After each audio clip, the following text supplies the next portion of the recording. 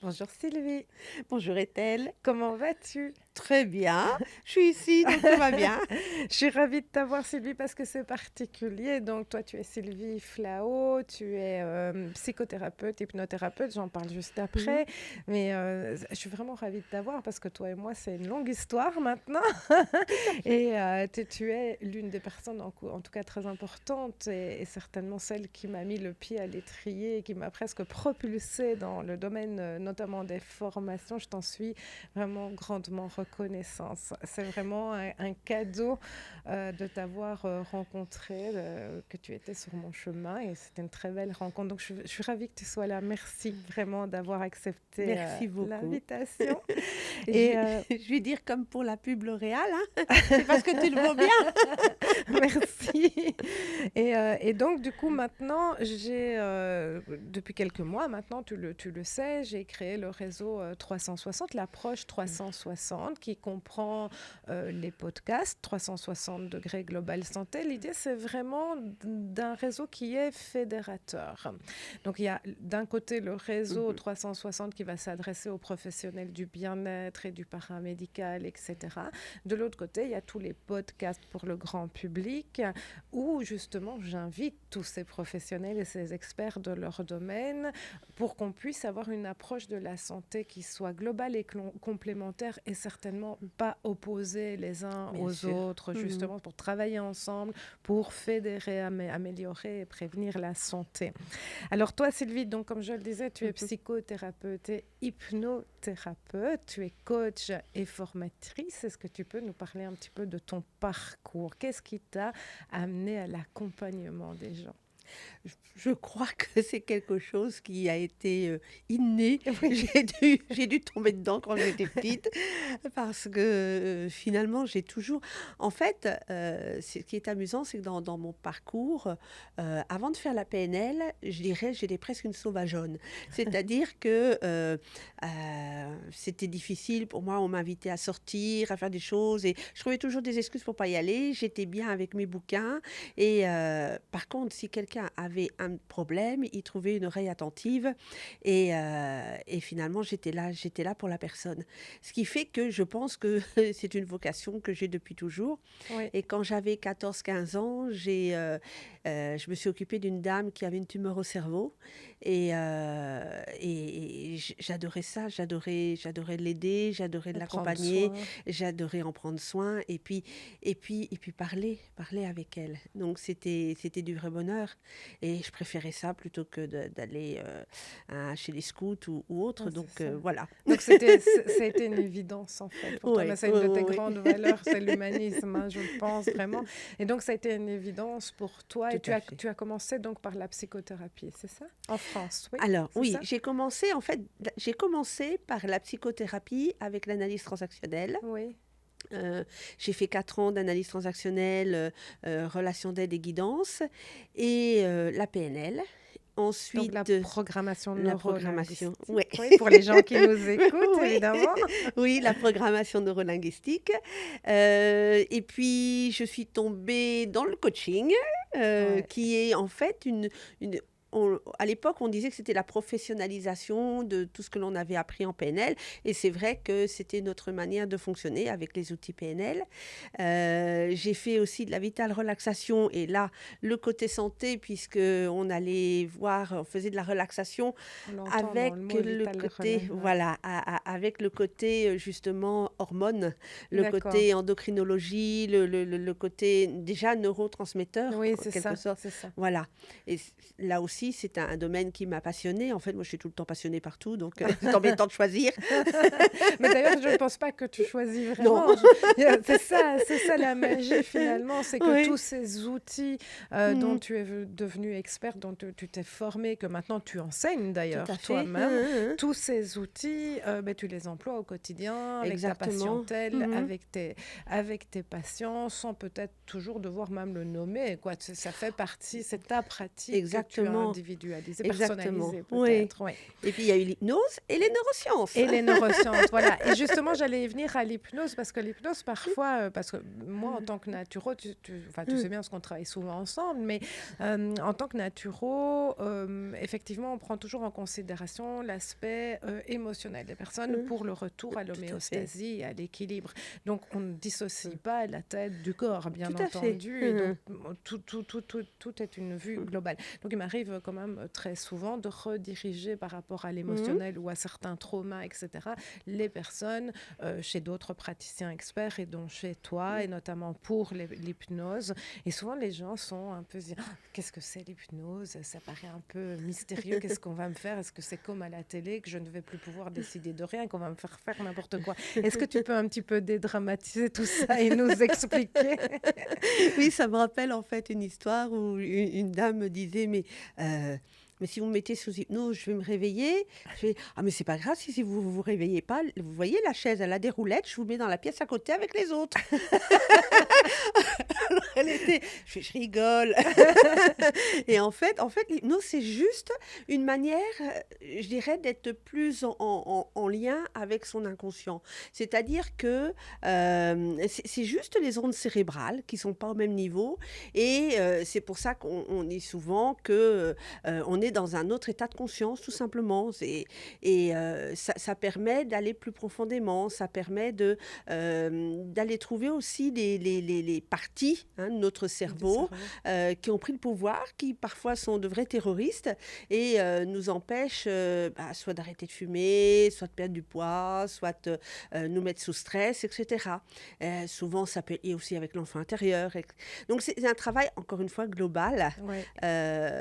Donc, ce qui veut dire aussi que quand tu reçois quelqu'un qui te contacte pour une séance d'hypnose, tu ne veux pas faire que de l'hypnose. Ah non, non, non, Il y a non. toujours un entretien préalable, Oui. j'imagine, et puis tu vois selon la personne. Exactement, Oui, exactement. c'est ça. Et parfois, je commence peut-être par juste une petite séance de relaxation ou de cohérence cardiaque, Oui. de manière à ce que la personne puisse prendre conscience de ce qui se passe, de l'état dans lequel elle va entrer pour, encore une fois, l'amener tout doucement à l'hypnose. Et je leur montre que l'hypnose, c'est un état où on est bien, finalement. Oui, c'est un état tout à où on fait. est... Tout à fait. Et on ne nous fait pas faire de tout ce qu'on ne veut pas faire. C'est ça, ou peut-être Ça, aussi... c'est la télé. Oui, voilà, c'est ça, c'est le show de la C'est télé. le show de la télé. C'est peut-être important, c'est une notion, je crois, importante, parce que je pense qu'il y a certaines personnes, en tout cas, qui ont peur de ça, qui ont peur quelque part, on les reprogramme et qu'ils fassent, on va leur donner un signal à un moment donné, puis qu'ils vont aller, je sais pas, tuer tout le monde, ou je ne sais pas quoi. Mais en tout cas, j'ai toujours entendu dire dans le métier que l'hypnose, on ne nous ferait pas faire ce qu'on ne voulait pas faire. Exactement, oui. L'hypnose, on peut pas, l'hypnothérapeute ne peut pas faire à quelqu'un quelque chose qui heurterait ses valeurs. Oui, D'ailleurs, pour la petite histoire, puisque bon, c'est principalement de l'hypnose ericksonienne, et Erickson, quand il allait dans les hôpitaux psychiatriques, si par exemple il avait une dame en catatonie, donc c'est-à-dire qu'elle était à l'intérieur d'elle-même, elle n'avait plus aucun contact avec l'extérieur, par exemple, il allait lui enlever les poils des jambes petit à petit et remonter jusqu'aux genoux. Et il est arrivé fréquemment qu'à ce moment-là, la dame sorte de son état parce que justement, ça touchait ses valeurs et on ne pouvait pas aller plus haut. D'accord. Donc, quelque c'est part, à un moment donné, voilà. ça rencontre tes valeurs Tout et à donc fait, il va y tout à avoir fait. une barrière naturelle, Voilà, quelque part, une protection une finalement protection, oui. naturelle. Donc l'hypnose, c'est bien du soin et Bien c'est sûr. bienveillant et c'est surtout très efficace. Hein. Tu as parlé des arrêts des addictions, mais je pense que ça va plus loin que ça aussi puisqu'on travaille, enfin plus loin que ça, c'est déjà...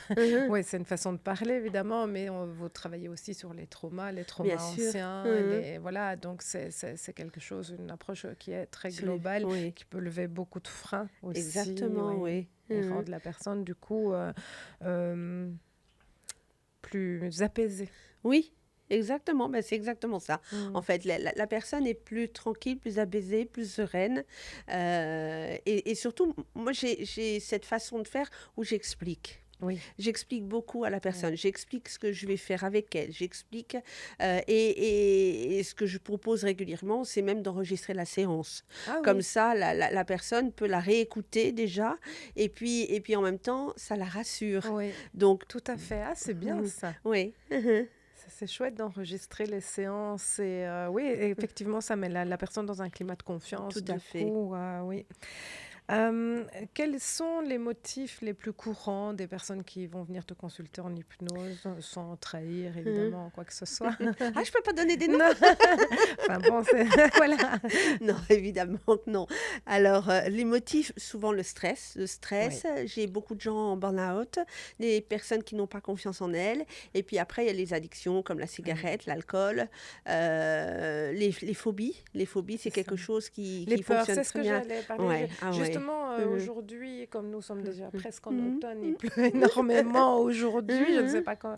Voilà, et moi j'ai très peur sur la mhm, route quand il pleut. mhm, Et donc il pleuvait très fort, j'étais au volant. Et je disais à mhm, Nathan, ben, aujourd'hui je vois Sylvie, mhm. je vais lui demander de me faire une séance d'hypnose, qu'elle me propose ça pour lever la peur de cette pluie quand je suis au volant. Et donc tout ça pour rire, mais en tout cas, effectivement, sur les peurs, je pense que Oui, les peurs, ça c'est une marche bonne énormément. approche pour les Oui, oui, peurs. oui, oui. Sur l'anxiété, les peurs, les phobies, tout ce qui est blocage. Maintenant, encore une fois, chaque peur a une utilité.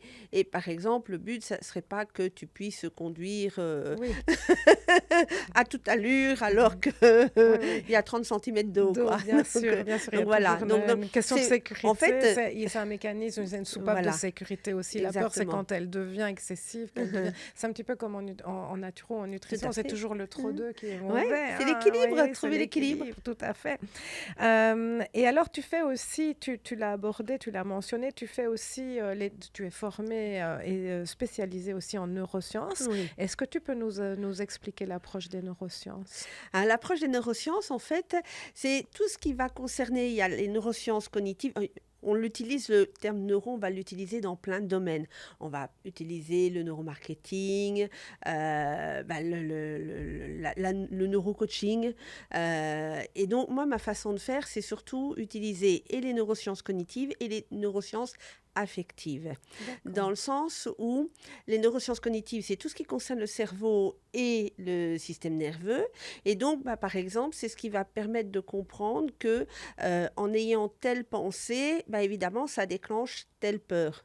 D'accord. Et on va les neurosciences ont pris tellement d'ampleur parce que en fait on peut voir directement. D'ailleurs, on a mis des gens qui faisaient de la méditation Oui, sous qui IRM, ont été voilà, et on observés, oui. voyait en fait exactement où comment le cerveau pouvait Des s'apaiser, zones. comment et les neurosciences en fait c'est ça, c'est-à-dire les neurosciences sont arrivées avec le fait de pouvoir voir sous IRM ce qui se passe dans le cerveau. Donc, c'est vraiment comprendre comment fonctionne le cerveau. Et les neurosciences affectives, c'est d'avoir un petit être, hein, tout mignon, tout menu, et on va en faire en fait un adulte responsable. D'ailleurs, en neurosciences affectives, je parle souvent à mes élèves du docteur Guéguen et d'Isabelle Filiosa, qui sont vraiment très connus dans le domaine pour montrer comment éduquer au mieux un enfant, comment l'aider à... Sans Voilà. tomber dans le conditionnement, du Sans coup, tomber dans le conditionnement, en simplement en respectant la respectant... Voilà, personnalité, parce un exactement. enfant a sa personnalité Voilà, tout tout de à suite. fait. Donc, Tout à fait. oui. Et on parle d'ailleurs de neuroéducation aussi. Neuroéducation. Voilà. C'est vrai que maintenant, le terme est fort Oui. généralisé, que très souvent, ben, on entend en neuro, donc bien entendu, on sait qu'il y a un lien avec le cerveau, mais on ne sait pas toujours très bien comment ça fonctionne, comment c'est utilisé, en tout cas dans les accompagnements. Je pense que c'est quelque chose qui est très intéressant aussi pour les personnes parce que c'est à nouveau quelque chose de très global, Oui, un accompagnement, que ça soit dans l'affectif, c'est aussi au niveau de à nouveau toutes les peurs qui bien sont sûr. ancrées, tous les Toutes les... freins, Oui, les croyances aussi, hein, toutes les croyances qui vont pouvoir être levées de exactement. cette manière-là, sans bien entendu passer dans ce qui est insécuritaire, évidemment. Alors, tout ça, tout ton beau parcours, toute cette belle expertise de nombreuses années, parce que non seulement tu apprends, tu enseignes et tu continues toujours d'apprendre, Toujours, ça ne toujours. s'arrête Mhm. jamais, t'a mené à un moment donné sur, enfin, je suppose qu'on peut en parler, Oui, hein, sur un nouveau projet, assez- encore un. encore un, assez, Encore un. assez peut-être surprenant, quoique quand on te connaît, on sait que Mhm. non, et que Mhm. tout ce dont on vient de parler maintenant est complètement en lien. Exactement. Mhm. C'est un programme en fait sur lequel tu es en train de travailler, qui va voir le jour bientôt, Mhm. hein, Mhm. d'ici quelques mois peut-être, et qui concerne l'amour. Oui, sur les relations amoureuses. Et d'ailleurs, je me sers des neurosciences par rapport Voilà. pour les relations amoureuses, dans le sens où euh, c'est par rapport aussi ce que mes clients m'amènent comme difficulté, notamment tous les traumatismes liés à leur relation, les scénarios qui se répètent, et puis la difficulté à tomber sur le bon ou la bonne partenaire. Donc c'est de la Euh, rencontre voilà. amoureuse Donc aussi. c'est vraiment la rencontre amoureuse. Et le but, c'est d'aller chercher les blessures, les liens d'attachement. Et là, on est dans je dirais, finalement, dans les neurosciences au niveau affectif. Affectif, oui. Voilà, les liens d'attachement. Et qu'est-ce qui fait qu'une personne va finalement aller chercher une autre personne qui va lui faire du mal. Ouais. Et donc, évidemment, je travaille sur le pervers narcissique, mais je montre en fait toutes les pathologies qu'il peut y avoir, tous les troubles qu'il peut y avoir, et j'explique ces troubles, Et les comment schémas ça fonctionne, voilà, les schémas les de schémas répétition, répétitions, et oui. récurrents, Oui. etc. Et qui vont faire que, et souvent, c'est un problème émotionnel. Donc, on est directement dans je dirais, l'intelligence émotionnelle, dans le quotient affectif, dans le fait d'apprendre à se connaître soi. Parce que si je ne me connais pas moi, je ne peux pas rentrer vraiment en relation avec l'autre. Ouais. Et d'où c'est aussi la communication non Non violente violente, voilà. qui m'a amenée, je dirais, Oui, parce que aussi. ça, on n'en a Voilà. pas encore parlé, parce que le CV est quand même très, très Il y a long. l'âge aussi, hein, avec Mais, le CV. du tout, du tout, du tout. Et la communication non violente, dont tu es formatrice aussi, Mhm. qui est un de tes outils Oui. vraiment de prédilection et que tu maîtrises vraiment très bien. Et effectivement, cette communication non violente, je crois que dans ce monde-ci, c'est vraiment hyper important. Tout On à n'a fait. pas idée finalement de l'impact négatif qu'ont nos humeurs sur Oui, notre corps. Je suis en exactement. colère, je suis triste, Mhm. je suis agressif. Tout ça va engendrer une réponse. Et Mhm. là, va revenir Mhm. aussi la notion des Mhm. neurosciences. Et chez nous, en tout cas, la Mhm. notion des Oui, neurotransmetteurs. Ces neurotransmetteurs qui ont besoin de carburant pour fonctionner exactement. et qui vont aussi être abaissés, enfin bon, Mhm. qui vont être perturbés, je vais Oui. plutôt dire, ou Mhm. déséquilibrés dans Mhm. leur travail par l'impact du stress, l'acidification que va apporter le Exactement. stress Mhm. et le manque Mhm. derrière Mhm. de munitions qu'on va apporter avec l'alimentation notamment, et une alimentation qui est dénaturée Tout à maintenant. fait. Donc la santé, encore une fois, est un Mhm. tout, elle est globale. Et donc dans ce beau programme que tu comptes mettre, enfin que tu es en train de Mhm. préparer plus exactement sur la rencontre amoureuse, donc tu nous as expliqué quels sont les outils, sur quoi tu vas travailler. Comment est-ce que tu vois les choses? Comment est-ce que tu vas mettre les choses en pratique? Est-ce que tu vas faire ça sous forme d'atelier? Tu vas essayer de réunir des personnes, faire des jeux de rôle? Comment ça va se passer? Alors, j'ai plusieurs idées. J'ai évidemment une formation, un programme de formation qui s'adressera aux personnes justement pour retrouver, en fait, pour sortir des relations toxiques et finalement aller chercher les relations agréables, les relations épanouissantes. Et puis, ça fait quelque temps que je souhaite mettre en place je dirais, c'est pas un atelier, c'est des rencontres à thème, Voilà. T'-A-I-M-E, voilà, où les personnes viendraient pour créer du lien. Pour créer du lien. Alors, c'est pas du speed dating, c'est simplement créer du lien, parfois autour d'un repas, Mais avec des jeux, et voilà. avec toute cette connotation Tout à fait. des neurosciences, Exactement.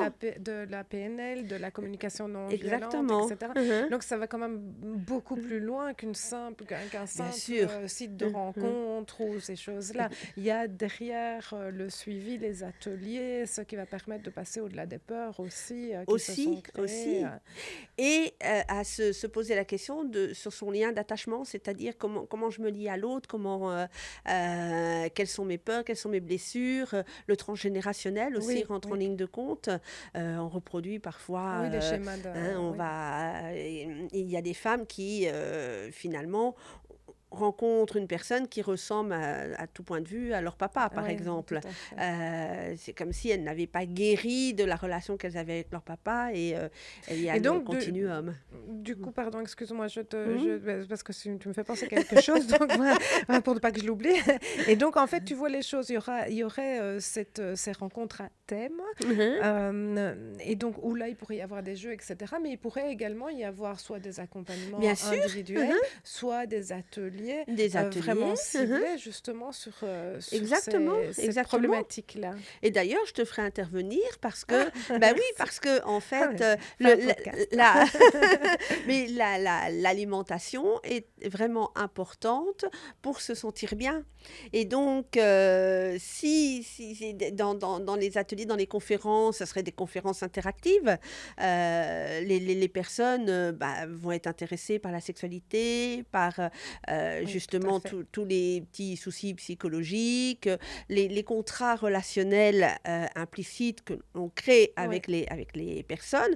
On signe en bas du parchemin, mais on ne sait pas ce qu'on signe finalement. Et on s'engage parfois sur de longues années. Et on estime qu'on est obligé de s'y tenir. Voilà, c'est ça. On se met des pressions, on a des conflits de loyauté qui font que finalement, on ne peut pas, parce que ça ne se fait pas, mais à côté de ça, on en souffre terriblement. C'est ça. Et donc, c'est tous ces sujets-là qui seront abordés aussi par du jeu, par peut-être même des films, des repas. Est-ce que tu vas travailler avec donc oui, sans doute avec des intervenants, oui, bien sûr, peut-être. Bien sûr. Oui, effectivement, moi sur le point de vue fonctionnel, donc c'est plutôt de la micronutrition, de la naturopathie sous les bases préceptes naturopathiques, bien entendu. Il est important que les gens comprennent en fait que c'est pas parce qu'on vit des choses au niveau de la sphère mentale que ça n'a pas d'impact sur le corps. C'est-à-dire qu'il y a toujours une réponse physiologique. Bien sûr. Là où on va engendrer une action ou que ce soit un équilibre ou un déséquilibre, il y aura une réponse physiologique. Et donc effectivement, le bon carburant va être important aussi pour soutenir tout ce qui va être mis en place pour aller mieux. Est-ce que tu comptes travailler aussi peut-être avec, je sais pas, des sexologues ou bien sûr. approche théologie peut-être aussi. Eh ben oui, on dit ça paraît beau, un bon et vaste programme. Oui, avec d'autres thérapeutes, avec, je veux dire, des personnes en fait qui vont apporter leurs petites graines et puis faire en sorte que les gens puissent recréer du lien. Parce que je pense que c'est pareil, les problèmes amoureux que l'on a actuellement, c'est souvent parce que les gens manquent de ce côté, n'ont plus confiance, manquent de ce côté créer du lien. Alors, on peut connaître avec Internet des gens au Canada, en Afrique, on les connaît, voilà. Et puis on ne se met plus forcément avec son voisin. Entre tout à fait en danger, quelque part, on le considère comme ça d'aller vers l'autre physiquement et dans la vie de tous les jours. Et c'est vrai que derrière un écran, il ne peut pas nous arriver grand-chose, en fait. Comme on dit toujours, l'amour est toujours une prise de risque. Oui, avec quelle belle prise de risque. Ce qu'il faut se rappeler, en tout cas, c'est que ça en vaut. Eh bien, Sylvie, merci beaucoup pour tous ces beaux projets qu'on a de voir ce que ça va donner, comment ça va donner tout ça. En tout cas, c'est vraiment magique parce que je pense qu'effectivement, il y a beaucoup de parents solo aujourd'hui, de célibataires et beaucoup de personnes qui ont beaucoup de mal à passer au-dessus de ce qu'ils ont vécu dans leur passé. Donc, je pense que de cibler ces personnes-là, c'est vraiment une bonne chose, qu'elles se sentent un peu moins seules aussi, qu'elles se sentent que le champ des possibles est toujours ouvert. Bien sûr, mais des espoirs. Sylvie, si tu avais 3 conseils à donner, bien écoute, on vient de parler d'amour, du coup, on va continuer sur la thématique. Si tu avais 3 conseils à donner à une personne célibataire maintenant qui est en recherche d'amour et puis qui manque peut-être un peu de confiance en elle, qu'est-ce qu'elle pourrait mettre là en pratique tout de suite depuis chez elle? C'est prendre conscience, faire le bilan de ses relations amoureuses et même de toutes ses relations. C'est-à-dire regarder au niveau de son réseau relationnel où elle en est. Qu'est-ce qui s'est bien passé, avec qui ça s'est bien passé, pourquoi ça s'est bien passé, pour que ça lui donne déjà des pistes pour comprendre quels ont été les événements qui ont fait que là, ça a coupé, là, il s'est passé ceci, il s'est passé cela. C'est important de pouvoir déjà se remettre en question. C'est la première chose. Et puis ensuite, pouvoir prendre conscience de ce que l'on veut. Parce qu'en fait, on a beaucoup de gens qui viennent en disant tout ce qu'ils ne veulent pas, mais ils ne savent pas ce qu'ils veulent. Et oui, mais s'ils ne savent pas ce qu'ils veulent, n'importe qui peut faire l'affaire. Hein. Et donc, c'est ce qui se passe. Souvent, n'importe qui fait l'affaire. Donc, tu conseillerais de lister vraiment par écrit. Oui, lister par écrit, lister je dirais les qualités que l'on veut voir chez l'autre. Et puis, autre chose, et ça c'est hyper important, c'est prendre conscience du fait d'être bien seul. Si je suis bien seule, je serai bien avec l'autre personne. Mais si l'autre personne, finalement, c'est un besoin, ça ne marchera pas vraiment. Ça peut fonctionner un petit peu. Ce que tu veux dire, c'est qu'il ne faut pas combler un manque. Voilà, c'est pas combler un manque. Par contre, il est vrai aussi qu'effectivement, être bien seul, forcément, ça va faciliter les choses, mais c'est vrai que parfois, on est bien avec soi-même aussi grâce à l'intervention de l'autre. Exactement. C'est la grande nuance, c'est en fait de se dire, je ne vais pas aller vers quelqu'un parce que je me sens en vent. Voilà, à partir du moment où je veux combler un manque, ça ne va pas fonctionner. Tout à fait. Je vais faire des petites capsules aussi sur justement les liens d'attachement et le fait que quand on a un attachement anxieux, l'autre est tellement important que voilà, on crée une dépendance affective et la dépendance affective, elle est là. Et puis, ce qui est vraiment hallucinant, et j'aime beaucoup l'univers parce qu'il ne fait pas les choses à moitié, en général, quelqu'un qui a un attachement anxieux, il va tomber sur quelqu'un qui a un attachement irritant. Donc, ils vont tous les deux appuyer chacun sur leur blessure. Alors, ils peuvent sublimer tout ça. Ou au contraire, ils peuvent faire en sorte que leur relation soit pas bonne du tout. C'est ça, ils vont s'autodétruire, quoi. Et ils vont s'autodétruire. C'est les polars. Oui, c'est la polarité différente. D'accord. Eh bien, Sylvie, merci beaucoup pour toutes ces informations. Est-ce que tu as déjà une petite idée de quand on peut attendre je ne sais pas si on peut vraiment parler de programme. Comment est-ce qu'on pourrait nommer cela? Un programme, des ateliers, une approche, un accompagnement? C'est un peu tout ça, comme d'habitude.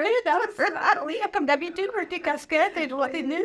Donc oui, ce sera un peu tout ça. C'est-à-dire qu'il y aura en même temps, il va y avoir un programme de formation sur justement le fait de créer des liens épanouissants. Et puis, les rencontres à thème, c'est quelque chose que je vais mettre en place probablement aux environs du mois de décembre, janvier. Voilà. Fin d'année 2023. Voilà, ça m'a vraiment plu pour 2024. Eh bien, c'est un beau projet. Bravo à toi pour ce beau projet qui te ressemble, parce qu'on voit que tu mets encore tout au cœur, toute ton humanité encore au service des personnes.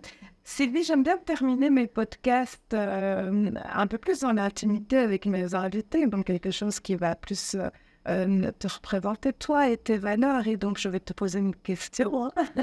Est-ce que s'il y avait une personne que tu pouvais rencontrer là aujourd'hui, une personne en tout cas inspirante et motivante pour toi, que tu pourrais rencontrer maintenant, qui serait-elle et pourquoi?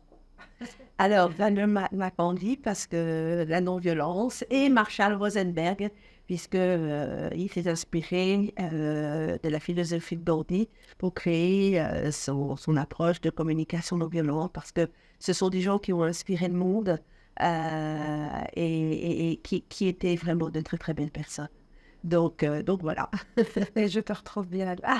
Je te remercie merci. Allez, donc, Sylvie, je rappelle, pour les gens qui nous écoutent, on peut te trouver bien entendu sur Internet, donc sur les réseaux sociaux, sur Sylvie Flao. Oui. Je mettrai tes liens dans la vidéo, etc.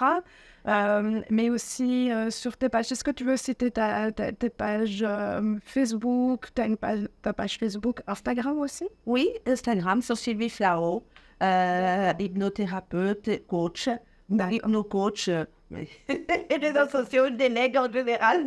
Voilà, ok. Donc, voilà, on te trouve, et je mettrai les liens de la vidéo. Donc, on te trouve, tu as ton site internet aussi, on te trouve sur les réseaux sociaux, Instagram, Facebook, LinkedIn. Donc, elle est présente partout, vous la retrouvez facilement. Vous aurez donc toutes les coordonnées sous la vidéo, dans la publication. Merci Sylvie. Merci à toi. À bientôt. Au pays avec